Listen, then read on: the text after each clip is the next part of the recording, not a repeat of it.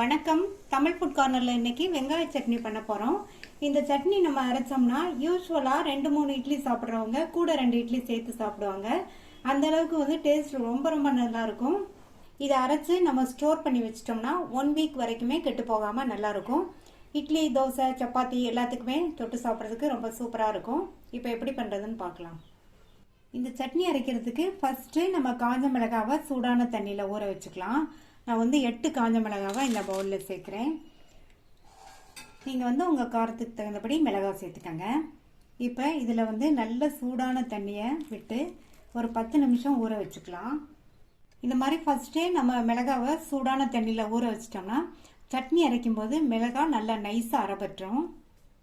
இந்த பேனில் 1/2 table spoon நல்லெண்ணெய் சேர்க்குறேன். இந்த சட்னியை நல்லெண்ணெய் சேர்த்து பண்ணுங்க, நல்லாயிருக்கும். எண்ணெய் சூடானதும் அதில் 1/2 டேபிள் ஸ்பூன் கடலைப்பருப்பும் 1/2 டேபிள் ஸ்பூன் உளுந்தம்பருப்பும் சேர்த்துக்கலாம். சேர்த்து இந்த 2 பருப்பும் ஓரளவு பொன்னிறமாக வறுபடட்டும். இப்போ பருப்பு ஓரளவு பொன்னிறமாக வறுபட்டிருக்கு. இது கூட கொஞ்சமாக ஒரு 10 போல வெந்தயம் சேர்த்து வறுத்துக்கலாம். பருப்பு நல்லா பொன்னிறமாக வறுபட்டுருச்சு. நம்ம சேர்த்த வெந்தயமுமே நல்லா வறுபட்டுருச்சு. இது கூட 7-8 பூண்டு சேர்த்துட்டு பூண்டையும் லைட்டாக வதக்கி விட்டுட்டு அடுத்து இது கூட 1/4 கிலோ பெரிய வெங்காயத்தை இந்த மாதிரி மெல்லிஸாக ஸ்லைசஸாக கட் பண்ணி வச்சுருக்கேன். இந்த மாதிரி மெல்லிஸாக ஸ்லைஸ் பண்ணோம்னா வெங்காயம்லாம் நல்லா எண்ணெயில் வதங்கும். அதனால் இந்த மாதிரி கட் பண்ணிக்கங்க. நம்ம சூடான தண்ணியில் 8 காஞ்ச மிளகாய் ஊற வச்சுருக்கோம். இந்த வெங்காயத்துக்கு அந்த மிளகாவோட காரம் வந்து கரெக்டாக இருக்கும்.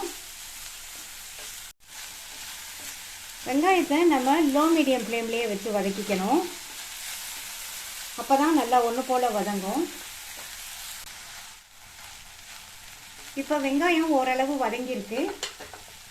இது கூட 1/2 டீஸ்பூன் உப்பு சேர்த்துக்கலாம்.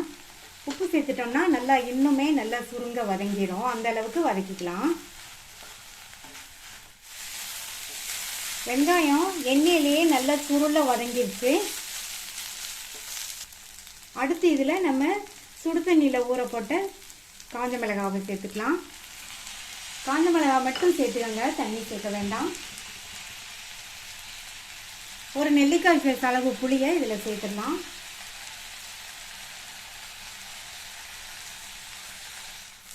சேர்த்து இந்த மிளகாய் புளியெல்லாம் ஏற்கனவே வதக்கின வெங்காயத்தோட நல்லா 1 நிமிஷத்துக்கு சேர்ந்து வதங்கட்டும்.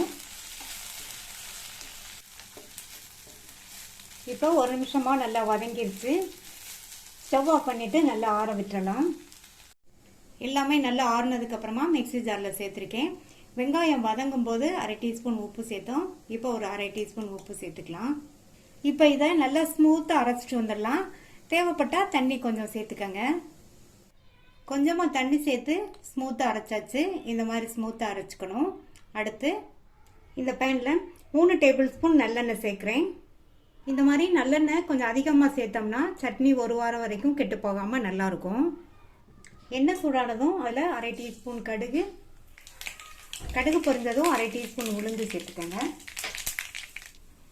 இப்போ நம்ம சேர்த்த உளுந்தோட கலரு மாறிடுச்சு. கறிவேப்பிலை சேர்த்துக்கலாம்.